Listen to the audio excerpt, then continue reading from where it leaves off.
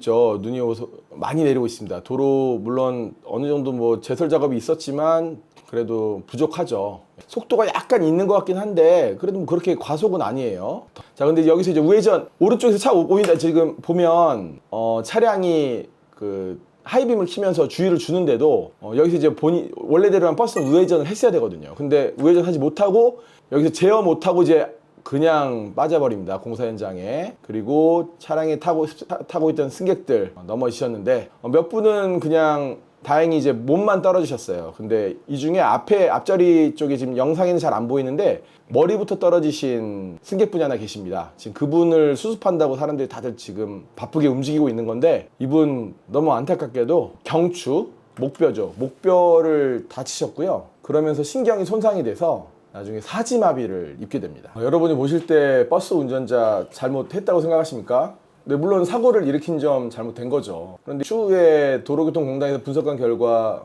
제한속도 20%를 적용을 해도 그 20%보다도 속도는 낮았고 당시 워낙 눈이 많이 내리고 있고 도로는 결빙돼서 얼어있고 나름대로 조심스럽게 운전을 했다고는 보는데 하필 그 사고 장소가 공사를 하던 곳이었고 그 웅덩이를 앞에 두고 거기가 결빙이 상태가 심했었던 것 같아요. 갈 수 있는 도로를 막아놓은 거기 때문에 그래서 이제 우회전을 해야 되는데 제어를 하지 못하고 결국 웅덩이에 빠지게 됩니다. 그래서 버스에 타고 있던 승객들이 여러 명이 다치셨는데 나머지 분들은 다행히 경상이었어요. 근데 그중 앞좌석 쪽에 앉아 계신 분이 크게 다치셨는데 그분 넘어지시면서 머리를 찌으셨고 이제 머리를 찌면 이 뒤에 이제 그 경추라고 합니다. 목뼈. 7개의 경추가 있는데 이 경추 쪽에 손상이 오셨어요. 이 경추가 그 아래에 있는 흉추나 그 밑에 있는 요추도 물론 중요한 뼈지만 이 경추가 굉장히 위험한 뼈입니다. 그래서 이 경추에 있는 신경이 손상이 되면 뭐 상지마비, 상체마비를 뿐만 아니라 잘못하면 이제 하지마비까지 올 수 있는데 이분이 그런 케이스였어요. 경추 손상으로 인해서 사지가 마비가 돼버린 거예요. 얼마나 끔찍합니까? 평범한 아침, 오전 이른 시간 그냥 버스 타고 동네에서 이동하던 길에 버스 운전사의 실수로 물론 일부러 한 거 고의로 한 건 아닙니다만은 도로 상황에서 안전운전을 하지 못한 탓에 평생 사지마비 상태로 이제 살아야 되는 그런 끔찍한 상황이 된 거예요. 자, 일단 우리나라 교통사고 처리 특례법상 자동차가 종합보험에 가입이 되어 있으면 설사 교통사고가 일어나더라도 운전자가 처벌을 받지 않습니다. 하지만 이제 예외가 있죠. 첫 번째로는 이제 가장 잘 알고 계시는 12가지 중대한 과실, 뭐 신호위반이라든지 보행자 보호의무 위반, 중앙선을 침범했다든지 뭐 음주운전이나 무면허 운전 이런 것들이 이제 12대 중대과실인데 12대 중대과실 외에도 피해자가 사망을 하거나 혹은 중상해를 입게 되면 형사 입건이 되고 처벌을 받을 수 있습니다. 근데 여기서 중상해, 사망은 뭐 너무나 명백한 거니까요. 그럼 중상해가 뭐냐? 일단 법령의 문구를 좀 읽어드리면 피해자의 신체의 상해로 인하여 생명에 대한 위험이 발생하거나 불구가 되거나 불치 또는 난치의 질병이 생긴 경우 다소 추상적이에요.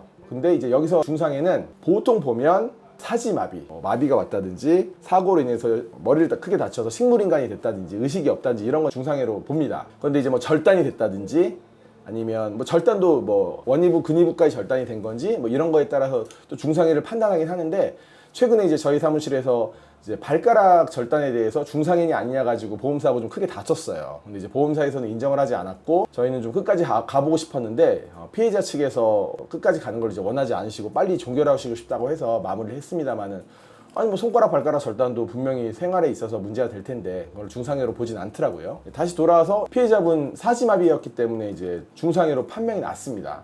그래서 이제 버스 운전사 형사 입건이 됐죠. 처벌을 받을 위험에 처해졌고 다만 경제적으로 크게 넉넉하지 못하시다 보니까 그 피해자에게 지급할 형사비금이 없었던 거예요. 그래서 계속 이제 전전긍긍 시간만 흐르고 그러다 이제 기소까지 됩니다. 재판으로 갔는데 추후에 피해자분께서 선처를 해주셨습니다. 별도로 형사비금을 받지 않고 일부러 그런 것도 아니고 사정도 딱하고 본인도 안타깝지만 본인은 또 민사 손해배상을 받아야 되고 하니 젊은 사람, 그 운전자가 굉장히 젊은 분이었어요. 30도 안 된 분이었습니다. 근데 다행히 이제 피해자분으로부터 용서를 받아서 처벌을 원하지 않는다라는 내용을 받아서 공소권이 기각이 됐죠. 참고로 그 형사 입건이 되더라도 이 중상해 사건의 경우는 12대 중대과실 아니고요. 사망이 아니고 중상해의 경우에는 피해자로부터 합의를 얻어내면 공소권이 없어집니다. 이게 제대로 된 룰이에요. 아주 간혹 중상해 사건임에도 합의서를 제출했음에도 공소권을 기각하지 않고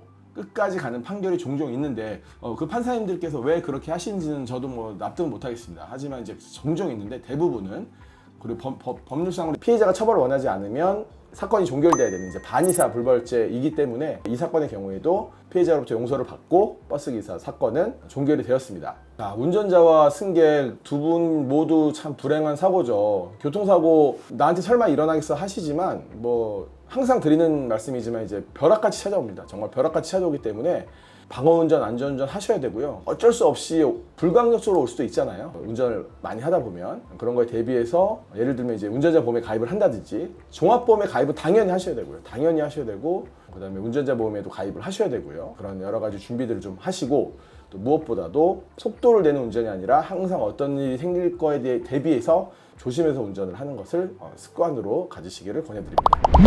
자, 오늘도 안전운전 하시고요. 혹시 사고가 발생한다면 법무법인 LKS 이기루 변호사 잊지 마시고요. 구독, 좋아요, 알림 설정 꼭 부탁드리겠습니다.